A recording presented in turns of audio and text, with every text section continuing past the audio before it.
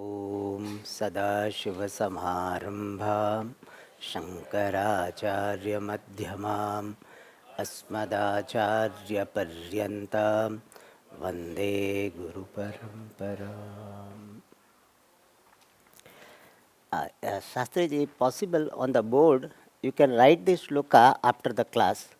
Those who want to copy this shloka, Sadashiva Samarambha, you can write it in case somebody.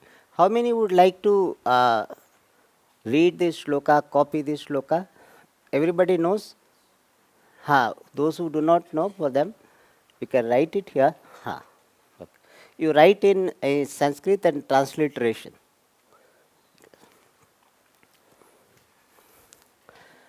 All right. The story so far,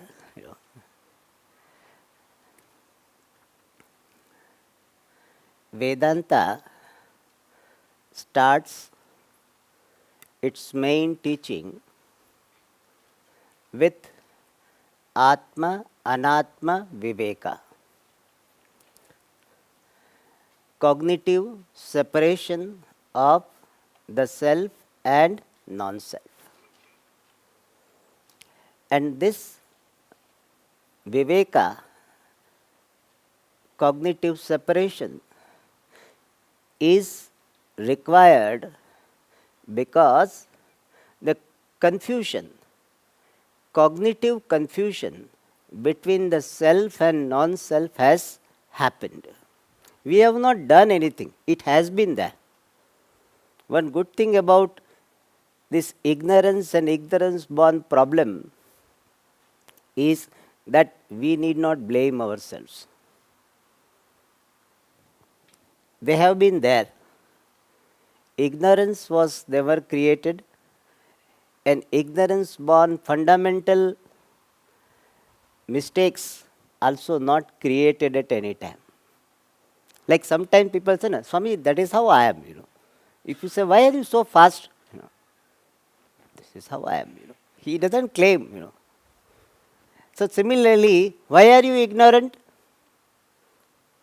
This is how I was born, Swamiji, I am born ignorant. Only thing, you should not die ignorant. That is the mistake you have done. So many janmas. Every time you were born ignorant, but you died also ignorant. Therefore you are here. So at least this janma we will not commit this mistake. Anyway, that is apart. So there is a confusion between the self and non-self. And that confusion has created samsara. There has been samsara because of this confusion. And therefore, it needs to be resolved. These are the fundamentals of Vedanta, about which we need to have very good clarity and conviction. If these points are not clear and you are not convinced of, your commitment to Vedanta pursuit will not happen. These points need to be clear, needs to be very much clear to us. And that is that confusion between the self and non-self is to be resolved. And for that we use the principle, whatever I am aware of, I am different from that. I am drashta, and whatever I am aware of is drishyam, and I, drashta, am different from drishyam. And we started applying this on the external objects first to make it easy. And the external objects, I am very clear, whatever I am aware of, this book, I am different from that. And then we applied to the body, and there also we can appreciate I am different from the body, not limited by this body.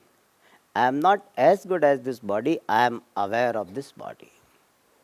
Very relieving fact. Because sometimes in life it happens that some problems really do not belong to us, but we thought they belong to us. and therefore you are worried how to solve that problem. It is called imported quality problem. So you have imported the problem. Really, it doesn't belong to you. So when you understand, then it is a relief. You have great relief that the problems of the body belong to the body. And similarly, sense organs and the mind. And this particular understanding, let it become knowledge and wisdom. It should not remain like an information. Swamiji, Vedanta says that I am not the body. Then it is an information only. It should be knowledge. Yes, I understand how it is so. And similarly, sense organs and the mind, with reference to all of them, I am clear. Who am I? I am drashta, witness of all of them. By myself, who am I? I am consciousness. What is consciousness? The content of the knower of the body, senses and the mind. The content of conscious, the content of the one who is conscious of the body, senses and the mind is consciousness. And let us stay a little bit on this word. This is a little bit big station, so we have to stay here. Because this consciousness word is not fully understood by many people, even after studying Vedanta, being exposed to Vedanta for so many years. That happens. And there are issues why it is not understood. First of all, we have got linguistic problem, language related problem. What is that? We are saying I am consciousness, and generally the word ness is used to communicate a quality, like we say kindness, sweetness. So all these words, kindness, sweetness, hotness, they convey the quality of a substance. And therefore, when we hear this word consciousness, because of our linguistic orientation, whenever the word ness comes, it refers to a quality, and therefore, what will we think? That consciousness is a quality of some entity. It is not so. Even though in science they say consciousness is a quality of brain, or sometimes they use the word epiphenomenon of the brain. Epiphenomenon means incidental product, byproduct, which does not directly affect the process. That is called epiphenomenon. So they say that consciousness is the product or the property of the brain. That is not true. We are not talking about consciousness as a quality of the mind. Consciousness is not a quality, it is the reality which is making the mind conscious. So, first clarity we need to have that consciousness, even though word ness is there, but it does not refer to a quality of the body, quality of the sense organs, or quality of the mind. It is a substance, it is a reality, it is an entity. Independent entity, not the property of the brain or the body. And this consciousness is illumining the body, illumining the sense organs illumining the mind, but it is not affected by any one of this. Means what happens in the body does not influence consciousness. If body has got fever, don't say my consciousness has gone down today. Why? Because this body has fever. Today, consciousness is high. Why? Because I did exercise and other pranayama and all, so my consciousness level has gone up. This is the approach of so-called now, these scientists who are trying to measure consciousness using their scientific tools. They have not fully understood what really meant in Vedanta. They can have their own idea of consciousness. We don't mind that. We have to simply tell that what you are referring to as consciousness is not what we are understanding as consciousness. In science, or according to those scientists, consciousness scientists, consciousness for them is sentiency, the quality of the mind in terms of being aware of things, in terms of being focused or not focused on things. They have got different levels of consciousness: consciousness, pre-consciousness, unconsciousness, subconsciousness, non-consciousness. These are the levels of consciousness in science, in some field of science. The consciousness which we are talking does not have any level. Level-less, gradation-less reality is consciousness. Consciousness is free from any gradation. So we should not think that a good person will have high consciousness and not so good person will have low consciousness. No. Consciousness is not having any gradation. Gradation-less reality which makes the mind conscious is consciousness. I am repeating the same idea in different ways to drive it, little bit strongly in our mind, to hammer it, All right. Now, yesterday that question was asked, Swamiji, what is the relationship between the intellect and consciousness? Very relevant question. In science, consciousness is considered, as I said, a property or epiphenomenon of the mental activities. What epiphenomenon is? Like, I was reading that example they gave is, when you are using the drill, to make a hole, that time noise comes. That noise is a epiphenomenon. You don't want to, when you are drilling, a particular wooden piece or something, you don't want to make noise. But noise happens. So that is called epiphenomenon. Similarly, this, according to science, that consciousness is epiphenomenon. It just happens. You are thinking something, perceiving something, and incidentally that which happens is consciousness. And that is what they are measuring. That is not the right understanding as per Vedanta. What is right understanding? What is the relationship between the brain or between the mind and consciousness? Achha, I have to clarify one more thing also. Briefly, I will do it. Brain and mind has difference. In fact, science has lot of difficulty in really distinguishing the brain and the mind.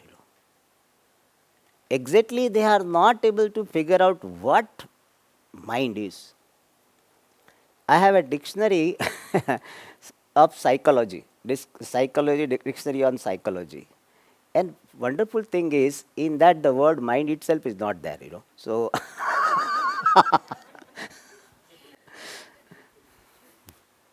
Anyway, so they because they are not very sure. Anyway, but we distinguish, in Shastra we distinguish. Mind is a physical anatomical part of the body. So it belongs to the gross body. Gross body means the body which is visible, perceived by us. What you are seeing this Swamiji, this gross body. And behind this gross body, there is another body which is subtle body. But don't worry, the subtle body doesn't have weight. Otherwise, Swamiji, my God, one body I am not able to handle, I have got a second body also. That weightless it is. That weightless second body, which is making this physical body operative, that is subtle body. And the mind belongs to this subtle body. The subtle body is more permanent than the gross body. When this gross body dies, subtle body will travel from this body to some another body. So let me clarify very briefly that so-called brain, the brain, not so-called, brain, what we know as brain, is a part of the physical body, and the mind is a part of this subtle body. It's a faculty. Like eyes, the eyes which you are seeing, eyes of this Swamiji which you are seeing, is not really the organ. You are seeing only the physical part of the body. It's Shastra, it is called Golaka. So you are seeing only Golaka. This is not the Chakshur Indriya, the organ of perception, it is the organ of seeing, it is not. It is only physical counterpart, it is a hardware. Whereas the sense organ is like software. Software you never see. Hardware only you see. I hope those who know software, some hardware we always go for buying these nails and all, handles and all, not that hardware, okay, computer hardware. All right. So, brain, mind. These are the two terms we use separately. And now let me come to the mind. The mind is a faculty of thinking, emoting, deciding. I am using commonly the word mind. In Shastra they again make division. I am using in a general sense, mind. So mind is a faculty of thinking, emoting, deciding. And between this mind and consciousness, what is the relationship? Or even use the word intellect. I am using the word mind, which includes the idea of intellect. You can call it intellect, you can call it mind. In Shastra we use one common word, antahkaranam. Inner instrument. What is the relationship? The relationship is something like the sun and the moon. Sun or sunlight is illumining the moon, making the moon luminous, making the first moon illumined, evident, and also makes it luminous to illumine others. So now, consciousness is like light which illumines the moon like mind or intellect. So the relationship between the consciousness and the intellect or the mind is what? Something like between the sunlight and the moon. Our mind is like the moon. In Shastra there is a lot of connection between the moon and the mind. You know that? So your moon is that graha is not okay, then there is some problem. Even in English we have lunatic, we call it, the person. One little bit crazy, say lunatic. And they say there is a connection. at this in mental hospital when during this waxing moon and waning moon there is effect seen. Anyway, that apart. So, just as the moon by itself is non-luminous, it cannot shine, it cannot become even evident by itself. Imagine if the sunlight was not there, the moon will never be visible to us, because the moon does not have light of its own. So, it will never be visible to us. And this non-luminous moon is illumined by the sunlight, becomes luminous, illumining the objects on the earth. Similarly, the mind by itself, being a product of matter, it is non-luminous. It cannot become evident to anyone. The mind cannot be evident by itself because it is non-luminous, does not have knowledge of its own, shining of its own. And that mind, which is non-luminous, is illumined by consciousness. So the mind becomes illumined, and this illumined mind is so illumined that it becomes capable of illumining the sense organs, illumining the objects. And thus, the mind is a reflecting medium for consciousness. So, what is the mind with reference to consciousness? It is a reflecting medium. So, consciousness is reflected through the mind. And reflecting medium in Sanskrit, it is called upadhi. So, what is the status of the mind? Upadhi. Simple word is reflecting medium. There are technical explanations, but let us keep it simple. It is upadhi, a reflecting medium. And consciousness is bimba, the original. And in this mind, this consciousness is reflected. So, the relationship between the mind and consciousness is, the mind is upadhi and consciousness is which is illumining the mind and that which is reflecting through the mind. So, consciousness is that which is illumining the mind and reflected through the mind. That is the relationship.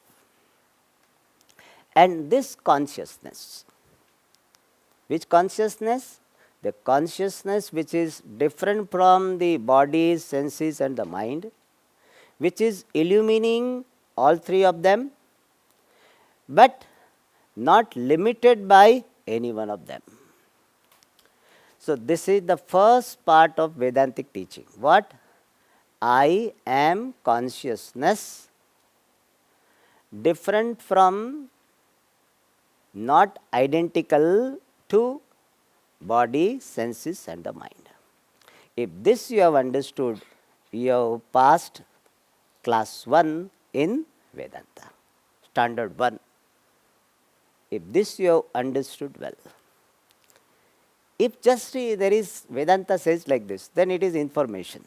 I have understood how it is so, knowledge, and it has been imbibed and it is reflected through my life, then it is wisdom. All right. How it will be reflected? I do not consider myself to be this body. I do not consider the property of the body to be my property. If somebody says, you are idiot, then intellect is idiot. I, consciousness, am the illuminator of this so-called idiot intellect. This, it comes to your mind and you can keep smiling. When somebody tells you idiot, then you have wisdom. Even though that person thinks that I think this person is really idiot because I told because I told him idiot and he's smiling. Let him feel so. But you have a smile, you know. What a great thing. Somebody makes any comment and still you can smile, you know. Then you have wisdom. Now I keep highlighting this. Where how much what is the information, knowledge and wisdom. All right. This is first. Second is, which we have already covered, but let me explicitly mention, that is Drishyamana dharmaha drishyasya eva. In Sanskrit, let me tell you, and then I will tell in English. Whatever attribute I am aware of, they belong to only Drishyam. Whatever quality I am aware of, they belong to the body mind sense complex which I am aware of. Means anything that happens in the body, is it known to me or not known to me? Any quality which is known to me belong to the entity which is known to me and not me. Consciousness.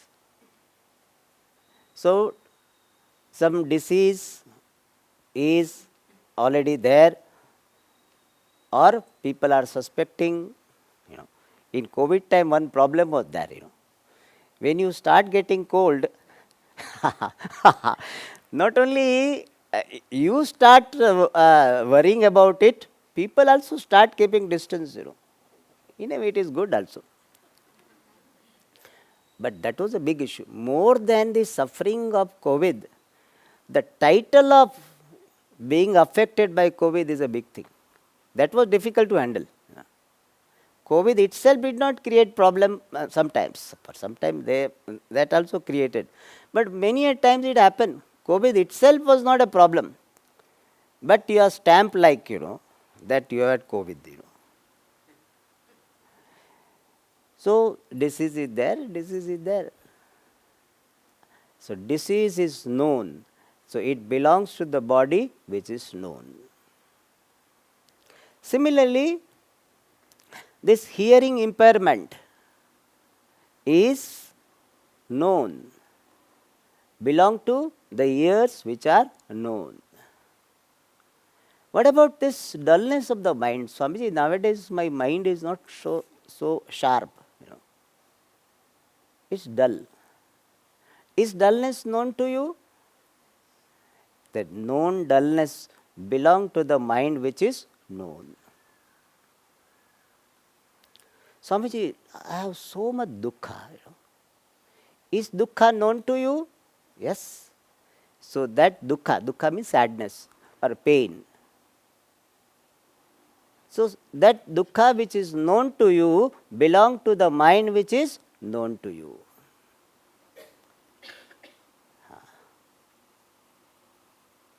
Correct. Therefore, Puja Swamiji used to say very nicely, if somebody says, Swamiji, I am so dukhi Swamiji, I am so unhappy, so miserable. What is happening? Oh, okay.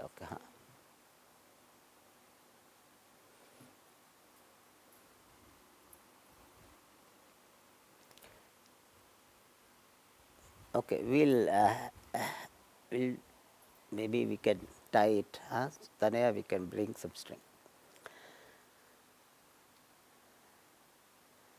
So, person will say, I am so dukhi, Swamiji, so dukhi. Means I am so miserable. Swamiji, you are not miserable. No, Swamiji, I know I have misery. Therefore, you are not dukhi. Why? Because you are the one who knows the misery. You are not the one who has misery. I tell you, such a relieving thing. You know. Otherwise, we have got the secondary infection problem. You know what? Secondary infection. This is my terminology. Medically, it's not true. Or maybe true or not. Sometimes people have this what? Swamiji, I have stress. I have so much stress, Swamiji. So this person has the stress that I have a stress. So he is stressed that with the idea that I am all the time stressed. So it's called secondary stress. Like sometimes you have got primary infection and secondary infection. So similarly, the secondary stress comes. Similarly, person is dukhi with the thought that Swamiji, why I am only all the time dukhi? So I am all the time dukhi, that thought makes me further dukhi. So at least now you start saying that mind has got dukkha. Like, our neighbor in Bangalore, one boy, 10-year-old boy, once I asked you, how are you, Govind? Govind, yeah, your tooth problem? He said, tooth has got some pain, I am okay. He said that. He didn't study Vedanta, but he said like this. Here, toothache. So, toothache is there, I am okay. मेरा जूता है जापानी, ये पतलून हिंदुस्तान, पतलून what is it? मेरा जूता है जापानी, ये पतलून इंग्लिशतानी, सर पे लाल टोपी रूसी, फिर भी दिल है हिंदुस्तानी. Means I have got a Japanese cap, English pant, and this cap, my shoes are Japanese, my cap is from Russia, my pant is from England, but my heart is Indian. So similarly, my body has got cholesterol, diabetes, whatever it is. My eyes and ears not functioning properly. My mind is sometimes dull. I am okay. I am okay. When you can say that, you have wisdom. Now you understand what is wisdom? Manisha. All right. Thus, second point in Vedanta is that all qualities known belong to the known entities only. Drishyamana dharmaha drishyasya eva bhavanti. And therefore, the size of the body is known, it belongs to the body. Location is known, belong to the body. Body is located somewhere. Complexion, known, belong to the body. The form belongs to the body. I am formless, sizeless consciousness. So this is the second thing. All known properties belong to the known entities. Drishya, Anatma. I am Sakshi of that Anatma which has got those properties. Then comes the third important teaching, and that is where you have to really, have a takeoff, and that is I am consciousness manifesting through this mind, the organs and the body,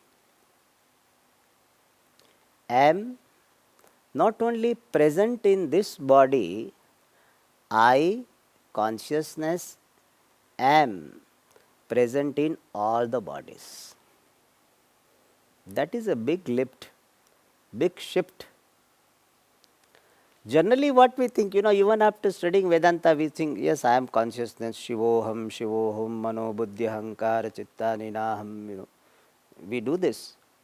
But still, where is consciousness? Here consciousness. So I am consciousness. And what about that person? In that person also there is consciousness. There is one Atma, there is one Atma, there is one Atma, consciousness. Consciousness is Atma. So generally it is thought like this, that I am consciousness present here.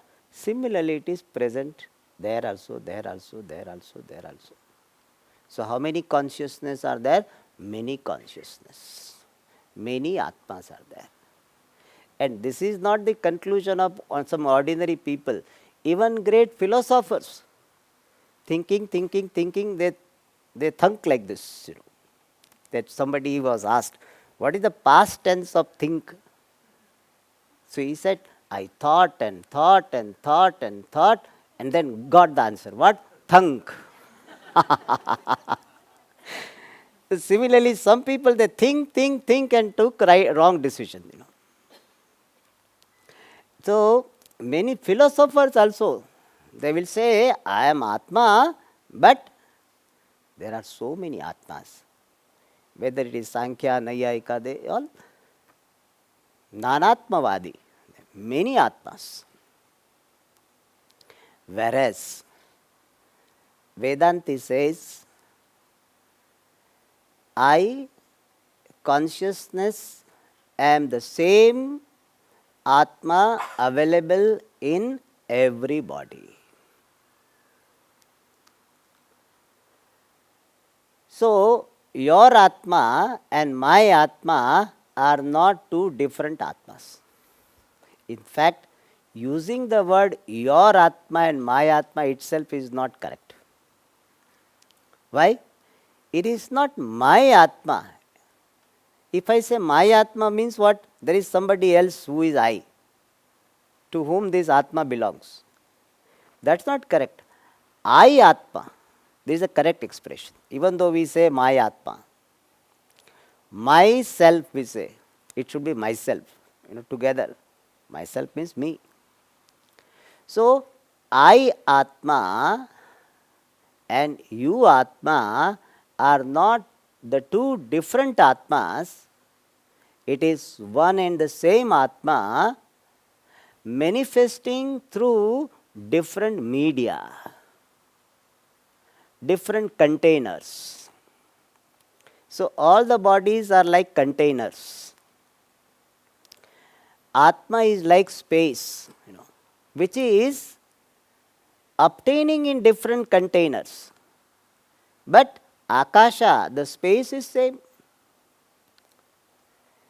There may be many rooms.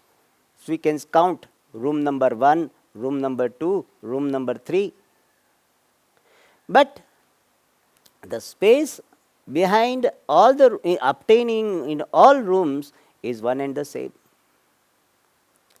You can say room space number 1, room space number 2, but you cannot count space 1, space 2. In space there is no plurality. Space is one, containers are many, therefore the space which is contained, as it were, in the containers appears to be many.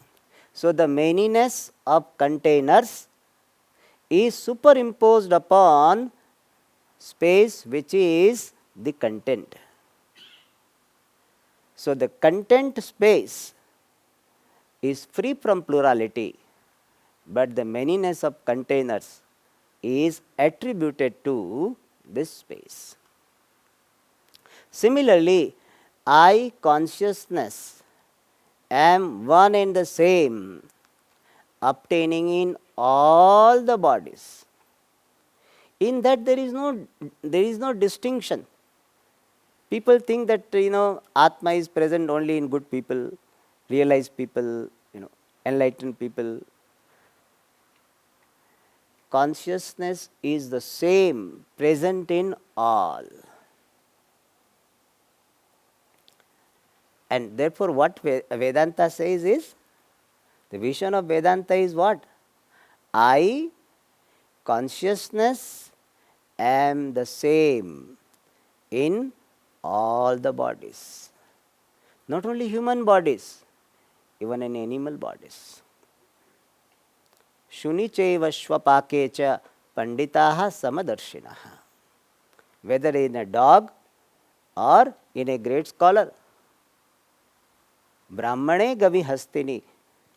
In Brahmana or cow or elephant, dog eater, in all of them, I, consciousness, am the same. This is little more difficult to appreciate than the first two. You know why? Because I have to, like in travel, space travel, you have to go out of the gravity of the earth. You have to have critical speed. So similarly here, you have to have that critical strength of understanding. Then only you can very firmly say that I, consciousness, am present in this person who is known as a terrorist. I am the same consciousness present in the neighbor who is every day harassing me. Really, he cannot harass me, consciousness, but who is known for harassment. That is why Vedanta vision can be assimilated well by the person who is free from ragadveshas. You can understand why vairagya and all these are emphasized.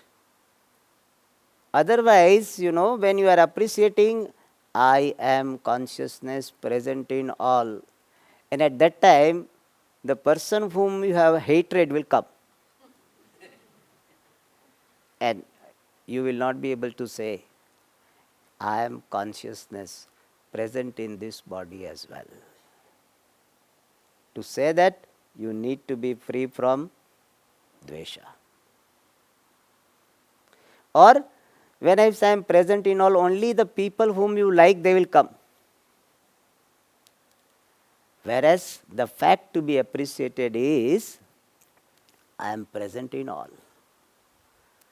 I, the same consciousness. In that there is no difference whatsoever.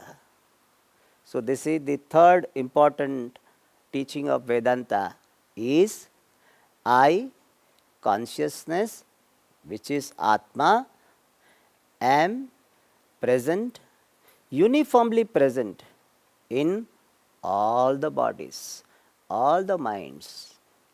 I am witnessing all the minds. Then people have this question, common question asked. One is, Swamiji, if I, consciousness, am present in all the minds, then I should know what is happening in that mind. First of all, I want to tell you, it is a big blessing that you don't know what is happening in others' mind. Our teacher was telling in Sandipani Ashram, somebody had this siddhi. This siddhi is possible. You can know others' mind. Don't ask me how, but there is a there is a siddhi in Yoga Shastra they talk about. So that person had siddhi. So when he focus or concentrate, he can read the minds of all. And during meditation, he was the person who was most disturbed. Why? Because he is see, this fellow is sitting here, but he is thinking of breakfast. This person is thinking of shouting at him. Or imagine what will be the married life if they know each other's mind very well. They cannot sustain married life. If somebody shouted and you felt very hurt, but if you say hurt, then it will aggravate further, and therefore you say no, okay, nothing. You are able to manage. Why? The other person is not able to see your mind. Otherwise, that fellow says, I am seeing. See, this is the thought going on in your mind.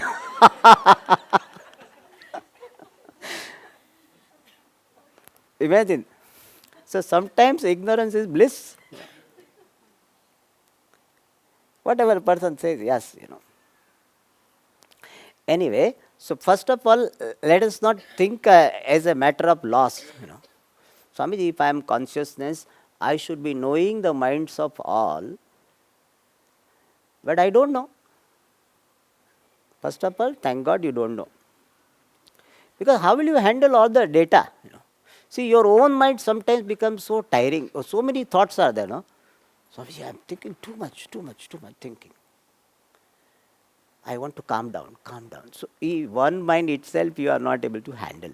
Imagine you had to handle the data of all the minds. You will go crazy in no time. That is first thing.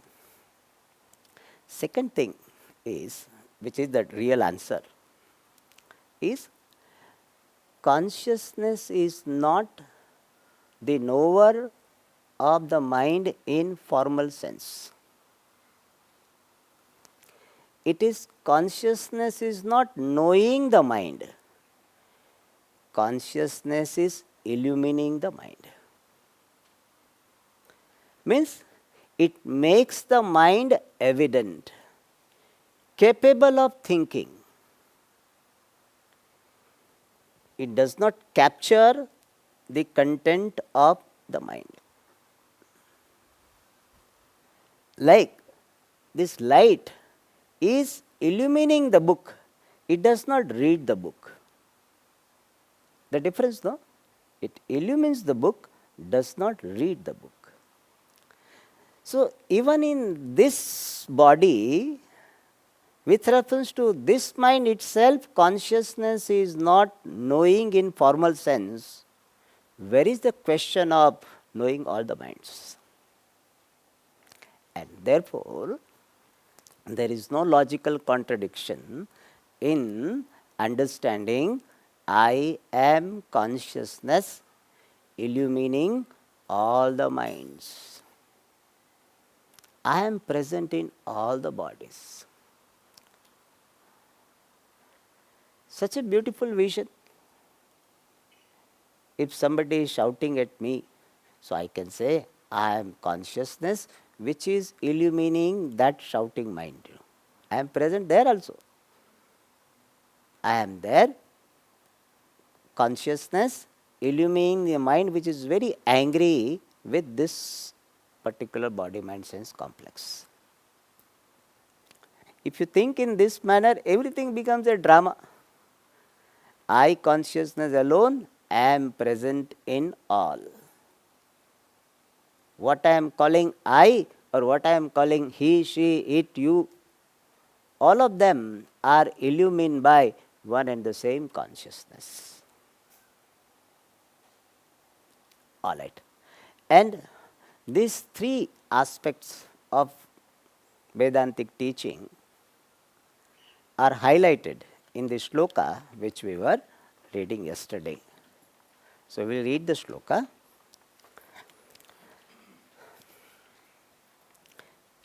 I will read, you can repeat. King Gangambuni Bimbitembaramano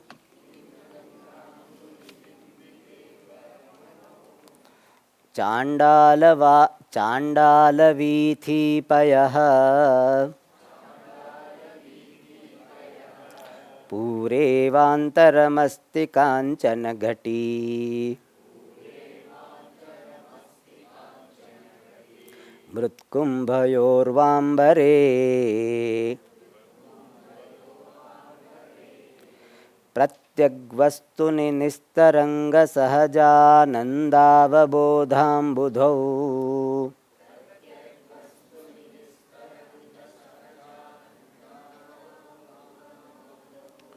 Viproyam shvapachoyamithyapi mahan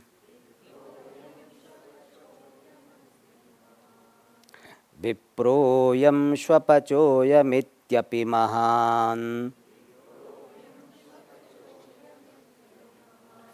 Koyam vibheda brahmaha. So I hope you remember the context.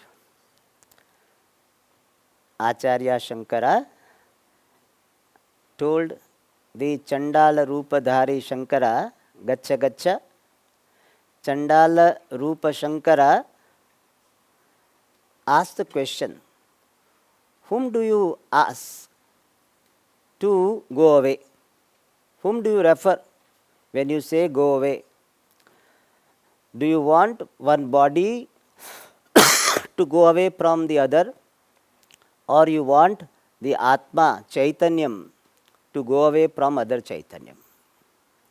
The first option is not elaborated because very evident. It is gross body, both of them born of same Annam. Therefore, there is no essential difference. Therefore, one body cannot be asked to live from the other body. The second option is elaborated here, and that is, do you mean to say one consciousness should go away from other consciousness because one consciousness is impure, other is pure? Is it so? For that, this shloka is there, in which the answer is given that it is not possible.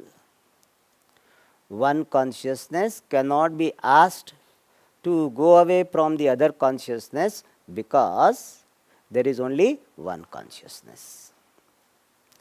And that consciousness is never affected by this upadhi, body, mind, sense complex. So, consciousness is pure and it is one, therefore, there is no question of asking one consciousness to go away from the other. That is the essence of this shloka. And in this, to explain that there is only one consciousness not affected by upadhi,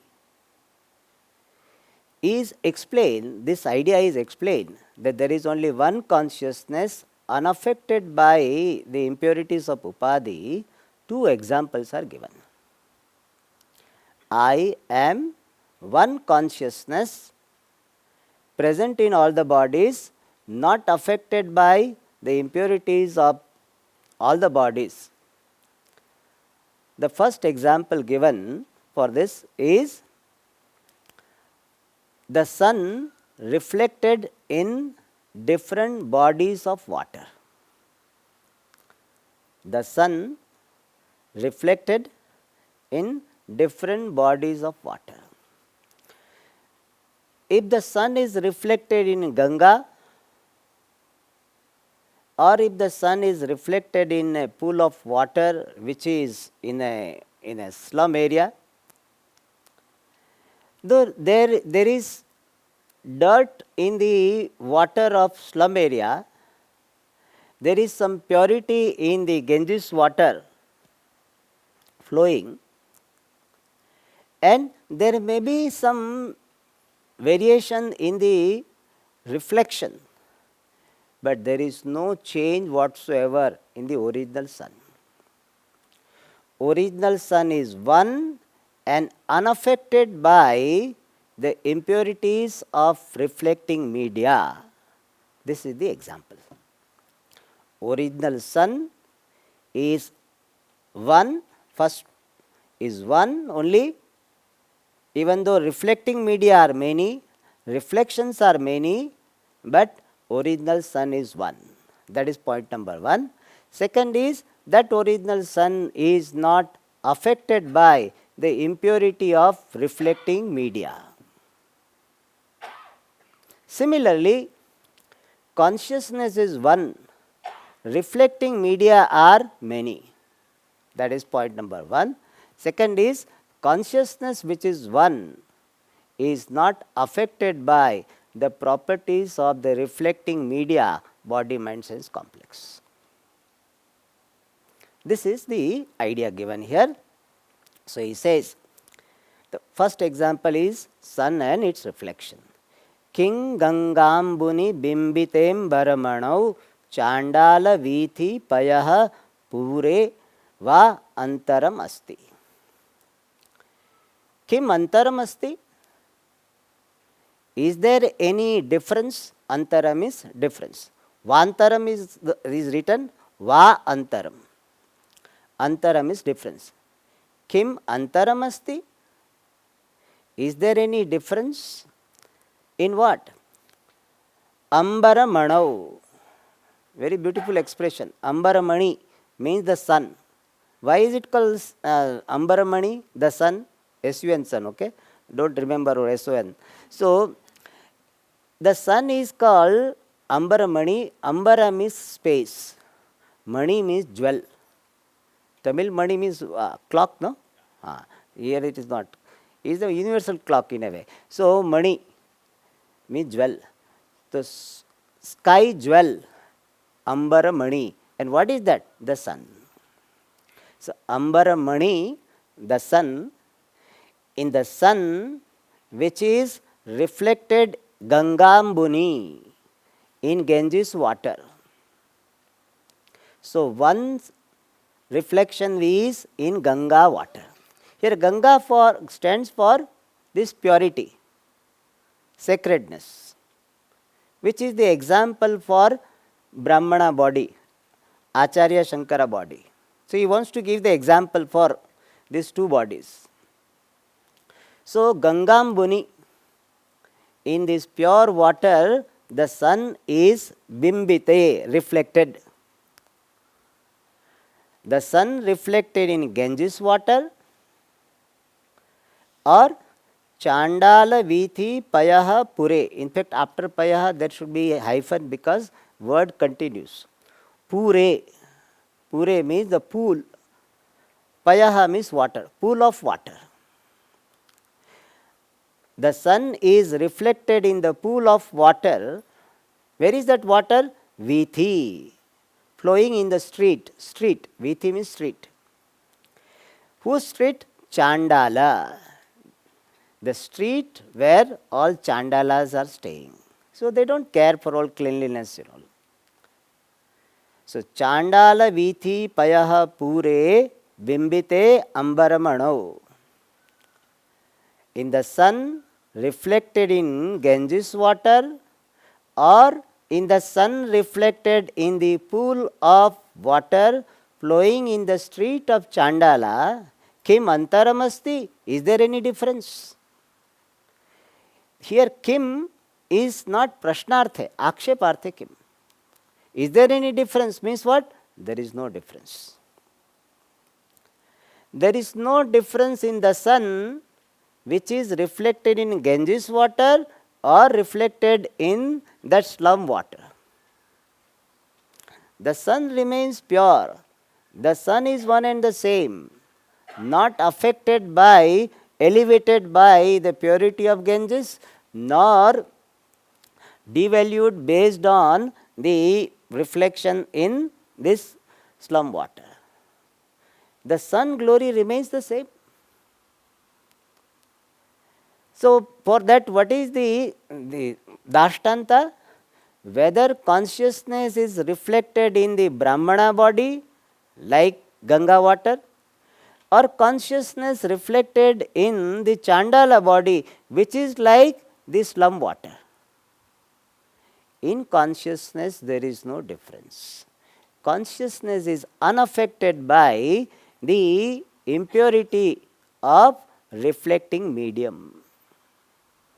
I am consciousness uniformly present in the Brahmana's body and in Chandala's body itself.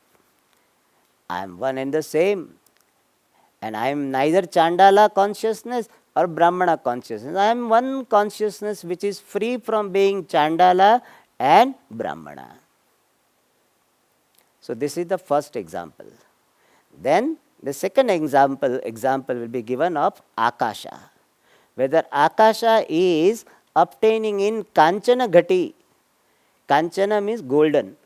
Ghati means small pot. Small pot generally used for measuring time. In those days they used to have that type of pot. That's called Kanchana Ghati. Small golden pot is called Kanchana Ghati. So space obtaining in small golden pot or Mrutkumbaha or a big clay pot. Ambare, space. Again we have to connect with Antaram Astikim. Is there any difference in space obtaining in small golden pot or obtaining in big clay pot? Space is one and the same. Space is not small, space is not big. Smallness and bigness belong to the containers, not the content which is space. Similarly, Atma, whether obtaining in Brahmana body or a big body or small body, it is the same consciousness. That is the message. More we'll see in the next class. Om Purnamada Purnamidam Purnat Purnamudachyate Purnasya Purnamadaya Purnamevavashishyate. Om Shanti Shanti Shanti. Hari Om Shri Gurubhyo Namaha.